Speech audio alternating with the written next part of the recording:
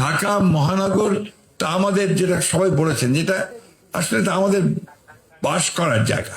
কিন্তু আজকাল আমার নিজেরই মনে হয় যে আমি ঢাকা শহরে থাকবো না, আমি আমার দেশের যে শহর সেই শহরে গিয়ে থাকবো। কারণটা হচ্ছে যে এটা বাসযোগ্য মনে হয় না। আপনার বেরোলেই যে আপনার ঘর থেকে বেরোলেই যে আপনার নিঃশ্বাস নেওয়া, যে অক্সিজেনটা যেটা আসে সেটা পলিউটেড। আপনার একটা হাসপাতালে যাবেন, সেখানে একেবারে হাসপাতালের মধ্যে যদি পাবলিক হসপিটাল হয় সেখানে ঢোকাই যাবে না। প্রত্যেকটি প্রতিষ্ঠান এখানে আপনার ধ্বংসের দিকে চলে যাচ্ছে। সেই বিষয়ে যদি আমরা যদি বেরোতে না পারি, সেই প্রতিষ্ঠানকে যদি সামনের দিকে আনতে না পারি, তাহলে এতক্ষণ আমাদের তোয়া সাহেব যে সমস্ত স্বপ্নের কথা বললেন, স্বপ্নেই মনে হয় এখানে গেল। কারণ আমরা আসলেও কি আপনার আর সেই মুক্ত বাতাস নিতে পারবো?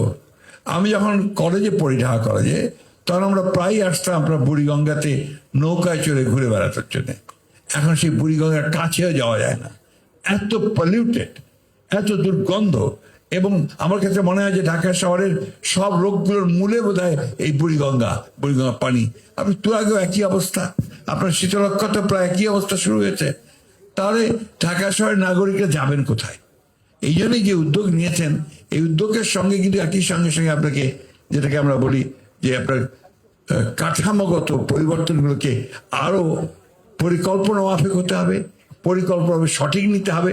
যে কথাটা কিছুক্ষণ আগে আমাদের আইনুন নিশা বলে গেলেন, প্রজেক্ট শেষ তো সব শেষ, সেটা যেন না হয়।